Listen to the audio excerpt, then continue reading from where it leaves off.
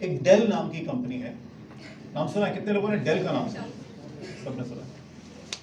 तो del computer बनाती है, सर्वर्स बनाती है, लैपटॉप्स बनाती है, टेक्नोलॉजी कंपनी है। माइकल डेल ने शुरू की थी, यूएस बेस्ड कंपनी है। तो मैं डेल में डायरेक्टर था और कई देशों का काम संभालता था, बैंगलोर में रहता था। तो मैं डेल छोड़ रहा था, ये डायरेक्टर की जॉब छोड़ के, और एक और कंपनी ने मेरे को सीईओ मैनेजिंग डायरेक्टर के लिए ऑफर दी थी। तो मैं उसके बारे में सोच रहा था, ज्वाइन करने वाला था, कुछ टाइम था अभी। और एक दिन सुबह 6 बजे मेरा फोन बजता है और यूएस का नंबर है, अमेरिका का नंबर है। तो जब फोन आता है तो पता लग जाता है नंबर कहाँ का है, तो अमेरिका का नंबर था। तो सुबह 6 बजे फोन बज रहा है, उठा लिया मैंने। तो उसमें एप्पल जो कंपनी है, एप्पल की रिक्रूटमेंट हेड, जो रिक्रूटमेंट करते हैं, जो हायरिंग करते हैं, लोगों को हायर करते हैं कंपनी में, उनकी जो हेड है, उनका फोन था। तो उन्होंने मेरे से बोला कि वो इंडिया में एक इंडिया हेड, अपने जो नया ऑपरेशन शुरू करने वाले हैं उसके लिए एक इंडिया हेड को ढूंढ रही हैं, और मेरा नाम उनको कहीं से पता लगा, तो वो मेरे से बात करना चाहती हैं। तो एप्पल तो मतलब उस टाइम भी बड़ी एस्पिरेशनल, बड़ा मन करता था एप्पल का फ़ोन हो, एप्पल में काम करें, एप्पल का ये हो। तो बड़ा खुश हो गया मैं कि चलिए एप्पल में बात चल रही है। तो उसके बाद अगले 2 हफ्ते में टेलीफोन के ऊपर मेरी कुछ इंटरव्यूज़ हुई, और उसके बाद उन्होंने बोला आप अमेरिका आइए और यहाँ पर आपको और लोग मिलेंगे। तो उन्होंने मेरा ट्रैवल वगैरह ऑर्गेनाइज किया और मैं अमेरिका चला गया करीब 1 हफ्ते के लिए। और अमेरिका में कैलिफोर्निया में एक कुपर्टिनो नाम का शहर है, छोटा सा। कैलिफोर्निया कितने लोगों ने सुना है? अच्छा, सबको आता है। तो कैलिफोर्निया में कुपर्टिनो नाम का शहर है, जहाँ पर एप्पल का एक बड़ा सा हेडक्वार्टर है, उनका सबसे बड़ा ऑफिस। तो उसके पास में होटल में उन्होंने मेरी बुकिंग कर दी। वहाँ रहा मैं 1 हफ्ता, और रोज सुबह मुझे पिकअप करके ऑफिस ले जाते थे। वहाँ मेरी इंटरव्यूज होती थी। तो करीब 3-4 दिन में बहुत सारी इंटरव्यूज हुई, बहुत सारे लोगों को मिला, सब अच्छा हुआ। तो उसके बाद उन्होंने बोला कि आपसे हमारे जो सीईओ हैं स्टीव जॉब्स, वो मिलेंगे। तो स्टीव जॉब्स एक दुनिया के जाने माने, जैसे माइकल डेल हैं, बिल गेट्स हैं, ऐसे स्टीव जॉब्स हैं। तो स्टीव जॉब्स एप्पल के फाउंडर हैं और एप्पल के सीईओ थे।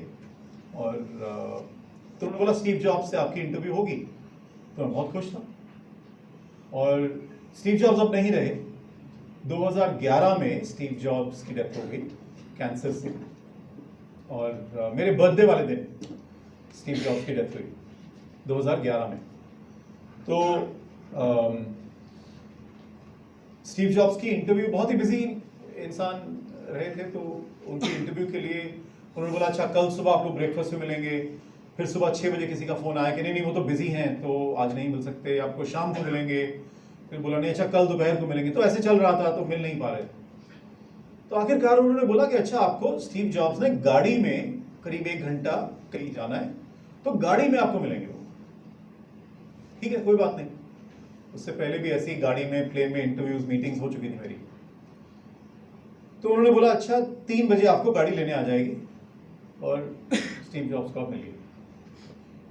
और स्टीव जॉब्स की मैं बहुत इज्जत करता हूँ आज भी, और मैं ही नहीं, दुनिया में बहुत लोग, क्योंकि उन्होंने इतनी आइकॉनिक, इतनी बड़ी कंपनी बनाई है और इतनी अच्छी तरह बनाई है।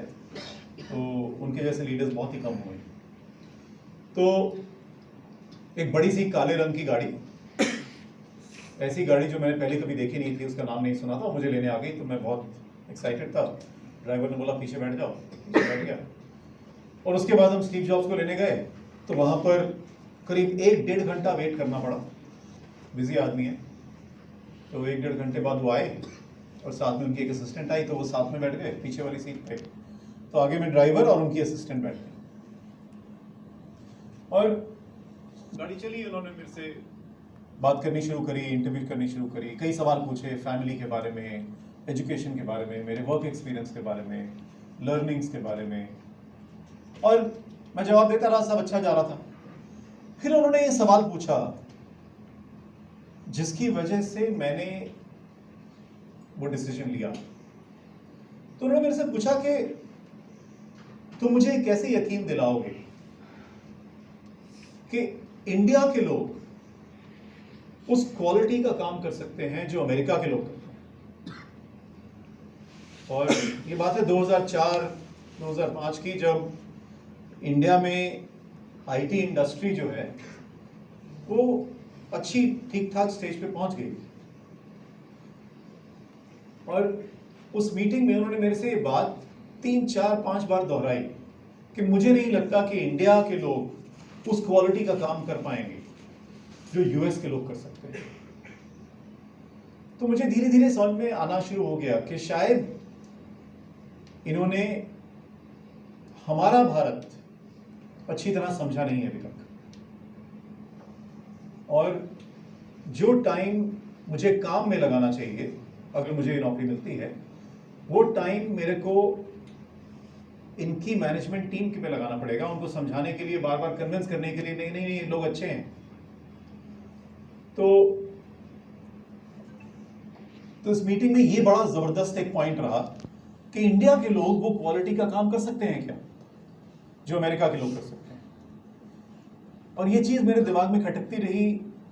यूएस का ट्रिप खत्म हुआ, मैं इंडिया वापस आ गया। 3-4 दिन बाद एप्पल से कॉल आया कि आपको ऑफर कर रहे हैं, आप इंडिया में ज्वाइन कर लीजिए, आपको इंडिया हेड बना देंगे। और बहुत ही एक्साइटिंग ऑफर था, बहुत अच्छा ऑफर था, बहुत पैसे, पर्क्स, सब कुछ मिल रहा था। लेकिन वो दिमाग में मेरी चीज फंस गई। तो मैंने बहुत ही इज्जत से, पोलाइटली उस चीज को रिफ्यूज कर दिया कि मैं नहीं कर पाऊंगा, मैं कहीं और ज्वाइन कर रहा हूं।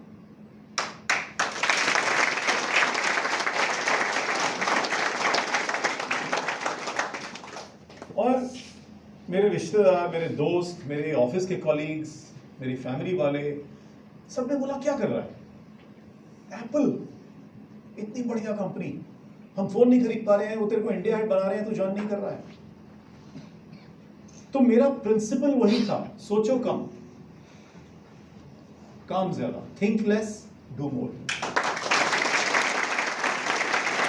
तो मैंने डिसीजन ले लिया कि नहीं करना, नहीं करना तो नहीं करना, डिसीजन ले लिया। ये नहीं कि नहीं सोचा, सोचा, लेकिन कम सोचा। और कईयों ने बोला कि इसका बहुत लॉस होगा तुझे, इतनी अच्छी सैलरी मिल रही थी, अब कितने साल लगेंगे वो सैलरी मिलने के लिए। तो उस बीच में एप्पल ने कुछ लोगों को हायर कर लिया था। और मुझे 6 महीने बाद पता लगा कि एप्पल ने डिसाइड किया कि इंडिया में वो जो काम करने वाले थे वो करना ही नहीं है। तो वो जितने लोगों को हायर किया था उनको और नौकरी ढूंढनी पड़ी। तो मेरा जो छोटा सा डिसीजन था, जो मैंने बहुत जल्दी ले लिया, कम सोचे हुए, वो मेरे लिए अच्छा रहा। और मेरा प्रिंसिपल अभी भी वही था, थिंक लेस, डू मोर। तो ये थी मेरी दूसरी कहानी।